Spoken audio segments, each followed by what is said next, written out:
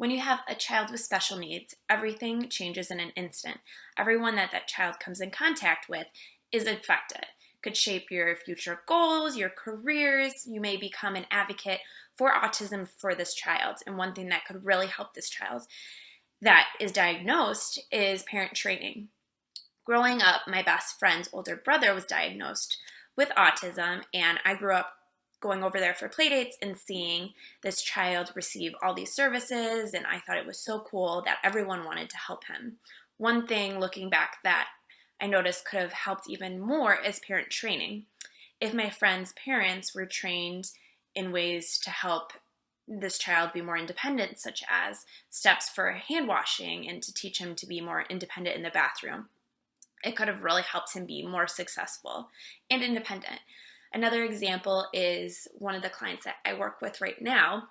She is a little girl and she decided that she wanted to go to the bathroom on a small bucket instead of on the toilet. And this caused a lot of stress on the family and on the therapist because now this child is trained to go on this bucket rather than the toilet. So if we would have had some parent training before the child even sat on that bucket and the parent was more aware of the issues that this could create, we may have had a little more success on potty training rather than the stress that it brings us right now. So I think those are two great examples of how parent training can be very successful in the lives of individuals with autism. There is a good amount of research out there about parent training. In particular, there's an article that mentions actually defining what parent training is for parents of those individuals who do have an autism spectrum disorder, because it looks much different than neurotypical individuals, in that the skills that are lacking are very, very different. So in neurotypical children, typically it's a disruptive behavior or something like that, like a tantrum. But with children with autism spectrum disorders, it could be anything from going to the restroom, tolerating waiting in a line, scooping with a spoon or stabbing with a fork, anything like that. So parent training looks much different for those with an autism spectrum disorder. And so typically, research says that children whose parents sort of hop in and work with them, who have been trained, will fare a little bit better. And it also is an opportunity for parents to learn how to work with their children when a behavior professional is not around. While the name parent training should give you an indication of who this is intended for, it does go beyond just informing any parent about what's going on with their child and how to help their child.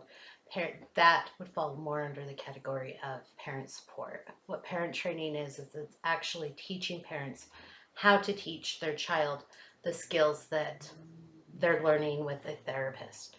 So this includes teaching the children PECs, teaching them parents how to handle disruptive behaviors in an appropriate manner, how to do discrete trial trainings, how to do pivotal response trainings, as well as feeding diversions.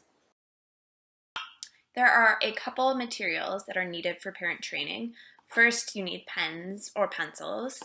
You will need a checklist just to kind of check off and make sure that you are meeting your goals that were given to you. A parent training manual for all of the parents, a list of healthcare options for that child in that state, and a paper explaining problem behaviors, because that's a major thing that parents deal with and questions come up on problem behaviors. So that is everything that we will need for parent training. In this section, we'll talk about the steps of implementation. Prior to implementation, ensure that you have all required educational materials. It is also important that the parents understand the importance of their consistent involvement in this program, and you also need to ensure that staff members have been educated regarding the most effective parent training strategy.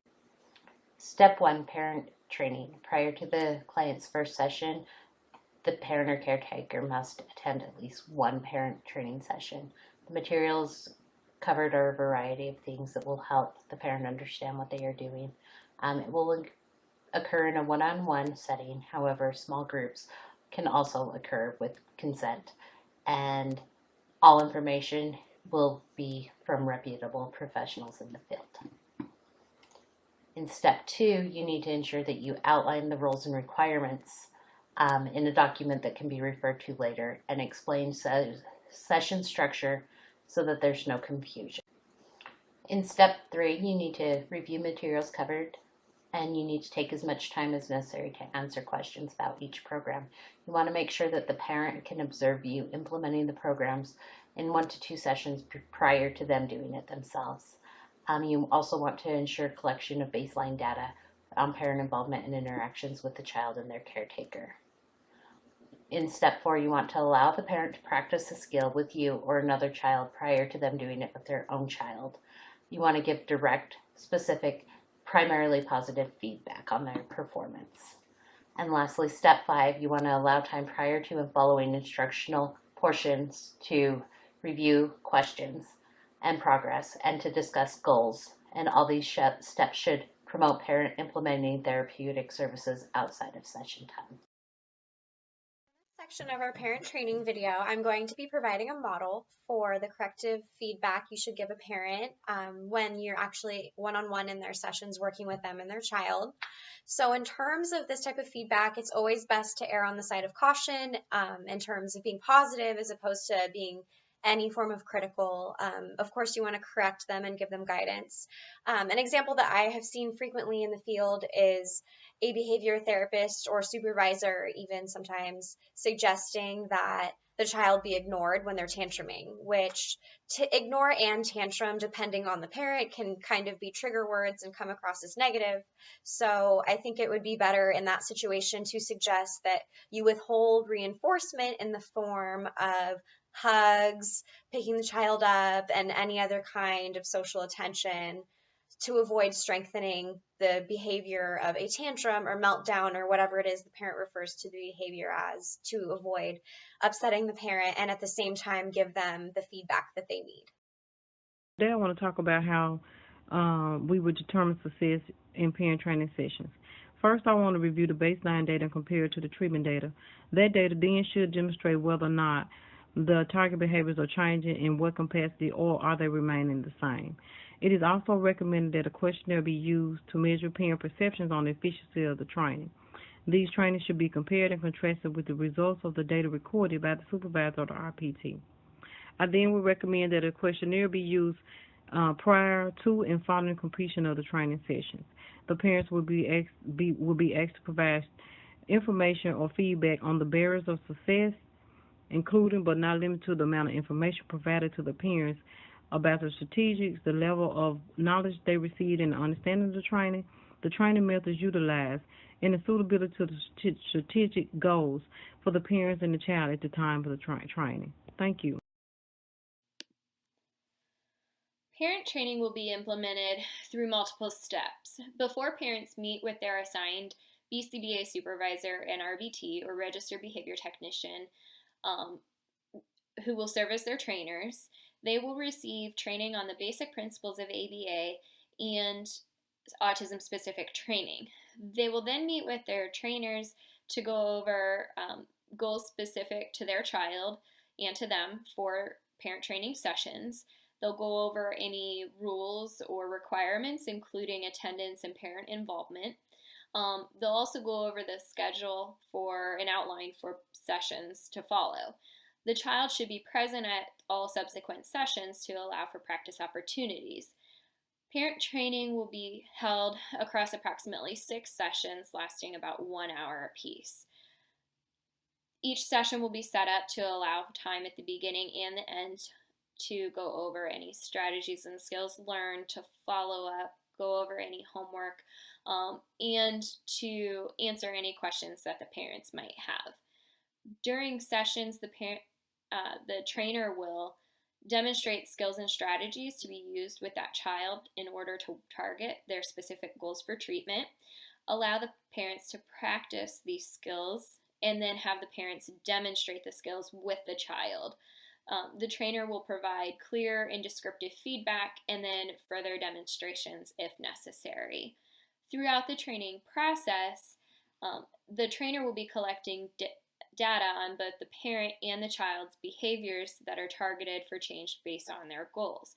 This data will be analyzed weekly and reviewed with parents at each week's sessions.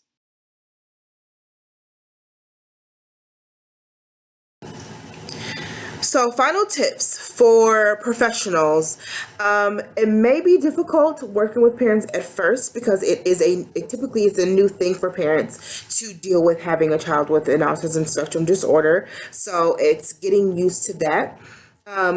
Professionals should come into the situation from a place of understanding and understand that parents just might be scared or nervous about the process. So it's important to sit down and make sure that parents understand what's going on. Typically, parents don't want to be told that they're not doing a great job parenting, and that's what their fear is. So it's really important to sit down and explain that that's not what this is. Parent training is really a way to help out parents more than anything.